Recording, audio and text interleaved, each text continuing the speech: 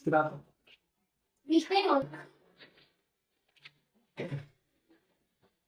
दोस्तों, स्वागत है आपका हमारे यूट्यूब चैनल आज एक्सल 360। ठीक है, हाँ भाई, यहाँ हम देखिए फिर में 1.2 पढ़ेंगे। क्या है भाई, सुनो। फिर में यदि कोई अभाज्य संख्या a p स्क्वायर को विभाजित करती है तो संख्या a p को भी विभाजित करेगी। कुछ इस प्रकार से देखिए, यदि कोई अभाज्य संख्या, लिखते जाना, अभाज्य संख्या a p स्क्वायर को विभाजित करती है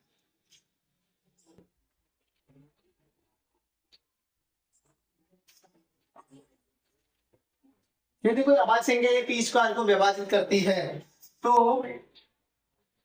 अभाज्य संख्या a इनको भी विभाजित करेगी।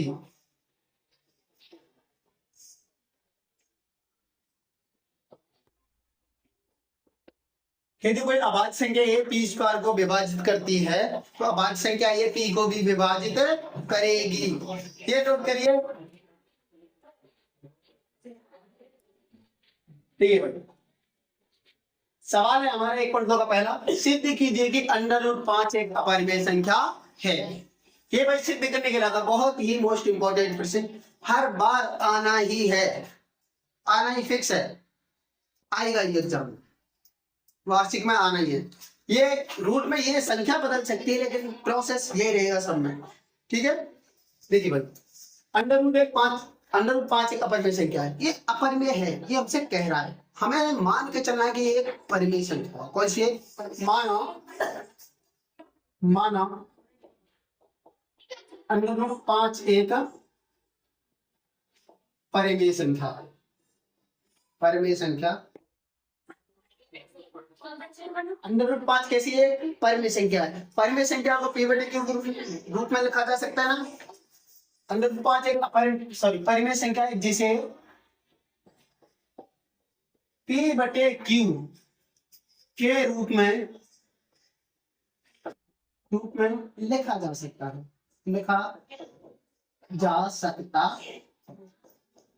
ठीक है। जहां q नॉट इक्वल 0, मैं पता q 0 के बराबर नहीं होता, नीचे वाले ये मैंने कई बार पढ़ाई है तुम्हें, है ना। तथा एक चीज और करना है, तथा h बराबर 1 होगी। मतलब इन दो संख्याएं ना p और q, जो भी संख्या होंगी उनका जो कॉमन आएगा वो HCF कितना होना चाहिए? 1। यानी गुणनखंड करने पर कुछ भी कॉमन नहीं आना चाहिए उसमें, समझे ना। HCF 1 कब होता है? जब कुछ कॉमन नहीं आता गुणनखंड में, होता है ना। तो ऐसे जब गुणनखंड होगा तो उसमें कुछ भी कॉमन नहीं आना चाहिए। अगर कॉमन नहीं आया तो वो परिमेय संख्या होगी, अगर आ गया तो वो अपरिमेय संख्या। ठीक है, चलिए। माना √5 एक परिमेय संख्या है जिसे p/q के रूप में लिखा जा सकता है, जहां q नॉट इक्वल 0 तथा h बराबर 1 हो। यहां तक है, इसलिए मैं ले रहा हूं, मैंने p/q को रूप में लिख दिया। देखो p/q बराबर, इसको ले लिया p/q के रूप में, 5 को ले लिया, ये किसके बराबर है? √5 के बराबर, √5 के बराबर ले लिया। ठीक है, मैं क्या कर रहा हूं, दोनों तरफ का वर्ग कर रहा हूं, दोनों तरफ का वर्ग करने पर इधर का वर्ग कर दूं, p/q का स्क्वायर बराबर √5 का स्क्वायर, इसका स्क्वायर बोलूं तो p²/q² बराबर √5 का वर्ग करूंगा तो कितना आ जाएगा? ये 5। ठीक है, यहाँ तक कोई दिक्कत?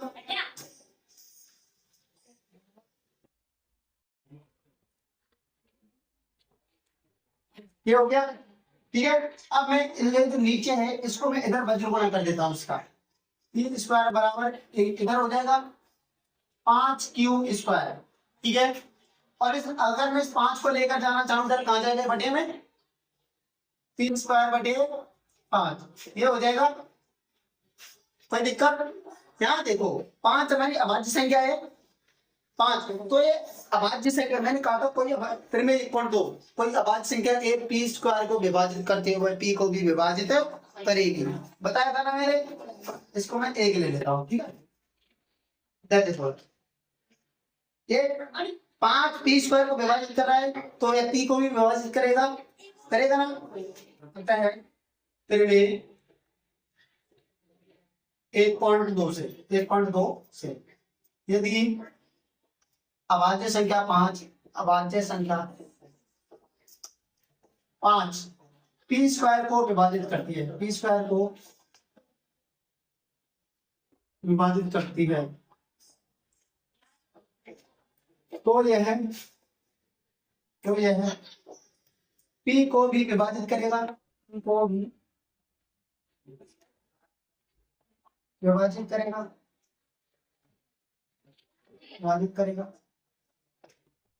समझ में आएगा, ठीक है। आगे चलते हैं। अब देखो पी को कितनी बार, देखो पी में अब भाग जाएगा 5 का, ठीक है। अब से क्या 5 है, अब पी को विभाजित कर रही है कितना बार, कुछ भी मान लो तुम्हारी मर्जी, कितनी बार, P Q R S A B C D L M कुछ भी मान लो। मैंने मान लिया एल बार कर रही है, कितनी एल बार कर रही है, ठीक है। 5 का इधर गुणा किया मैंने, पी बराबर आ गया मेरे पास 5 एल। कोई दिक्कत, यहाँ एक लिया था, ये समीकरण ले लिया मैंने 2। दिक्कत किसी को कोई दिक्कत नहीं। समीकरण 2 के पुनः दोनों तरफ वर्ग करने पर, समीकरण 2 का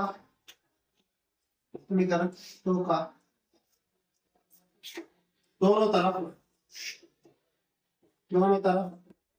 वर्ग करने को, वर्ग करने, मैंने इसका वापस से वर्ग कर दिया भाई, ठीक है। देखो इधर हो गया मेरे पास पी स्क्वायर बराबर इधर हो गया 5 एल का स्क्वायर, ठीक है। पी स्क्वायर 5 का वर्ग होता है 25 एल का एल स्क्वायर।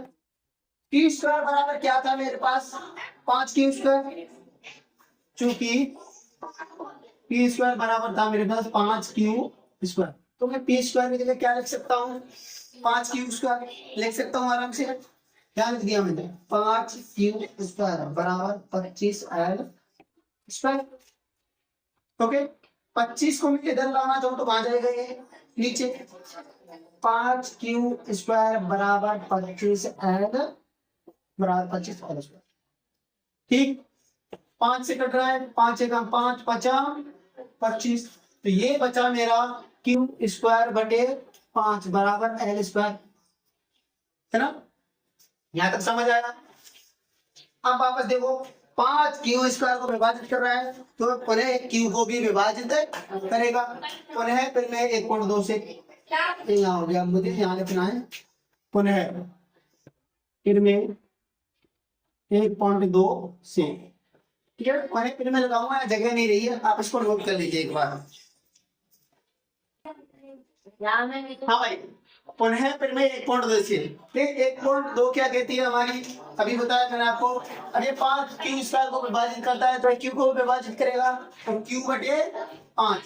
अब कितनी बार किया इसने विभाजित, कुछ भी ले लो आपकी मर्जी, क्या लें, एल ले लिया हमने पहले, अब क्या एम ले लेते, कितनी बार कर दिया इसने, एम बार कर दिया विभाजित, ठीक है। अब 5 का इधर गुणा कर दूं मैं, क्यू बराबर 5 एम, समीकरण नंबर 4 ले लो, ठीक है। अब मैं समीकरण 2 व 4 से लेता हूं, देखो 2 ये लिया था मैंने और 4 मेरा ये आ गया, और समीकरण 2 व 4 से, समीकरण 2 व 4 से इधर P बराबर था मेरा, P बराबर 5 L, Q बराबर था मेरा 5 L।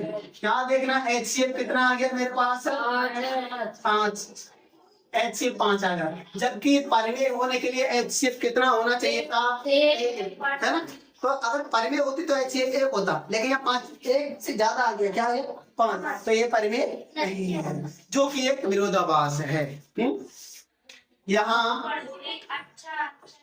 P व Q का एक अन्य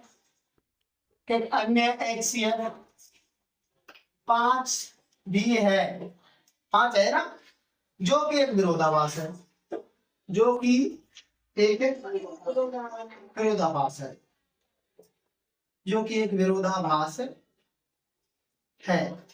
अतः संख्या अंडर रूट 5 एक अपरिमेय संख्या है। अतः संख्या अतः अंडर रूट 5 एक अपरिमेय संख्या।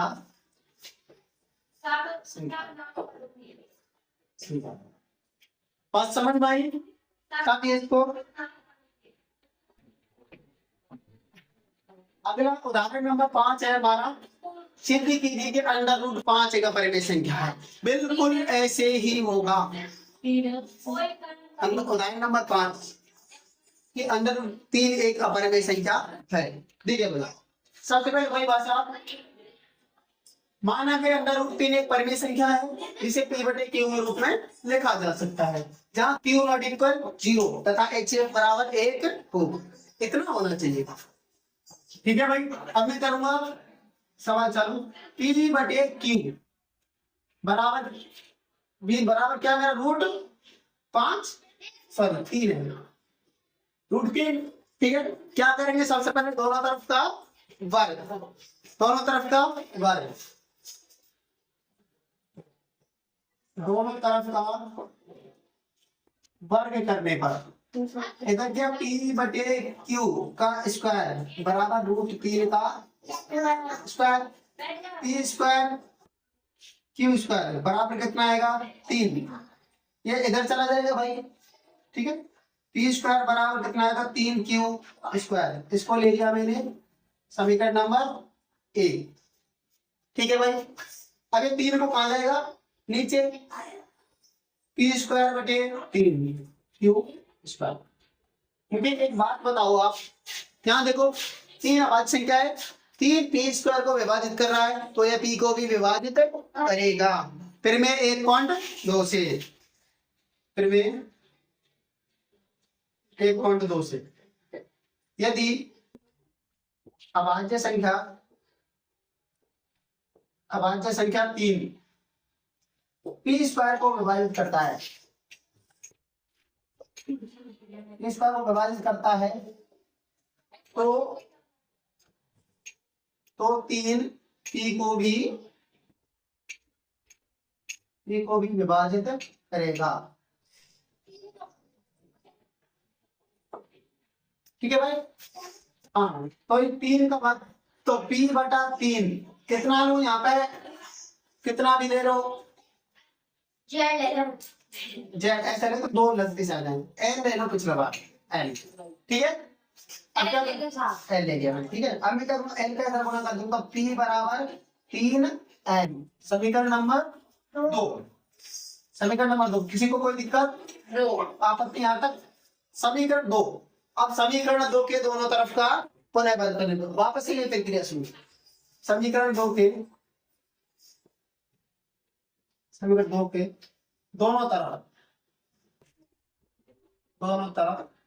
वर्ग करने पर इधर देखो, इसके दोनों तरफ वर्ग कराएंगे, ये p स्क्वायर हो गया, ये 3l का स्क्वायर हो गया। ठीक है, p स्क्वायर बराबर के 9l स्क्वायर।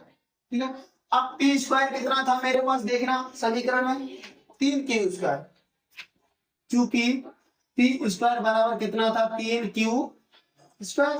तो p की जगह पर मैं ये रख दूं 3q स्क्वायर बराबर के 9l स्क्वायर। 9 कहाँ जाएगा नीचे, 3q स्क्वायर बटे 9 बराबर l स्क्वायर। 3 से 3 बार कट गए, q स्क्वायर बटे 3। देखना पहली वाली कंडीशन आ गई क्या? यदि 3q स्क्वायर को विभाजित करता है तो ये q को भी विभाजित करेगा। फिर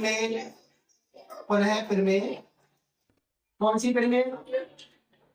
एक पॉइंट नीचे। अब तुम्हें लिखना नहीं, फिर में एक बार लिखनी बहुत है, दोबारा नहीं लिखनी है। ऐसे लिख दो और फिर q बटे 3 बराबर n दिया था, इस बार n ले लो, 3 का इधर गुणा कर दो तो q बराबर 3n। समीकरण नंबर कौन सा लिख देते हो उसको? तीसरा। ठीक है, कोई दिक्कत? ये पहले कौन सा, इससे पहले बार दूसरा और तीसरा, समीकरण 2 बार तीसरा, समीकरण 2 बार तीसरा। देखिए भाई दूसरा था मेरा का है मेरा P बराबर 3L और Q बराबर क्या 3M। HCF कितना आ रहा है यहाँ से 3।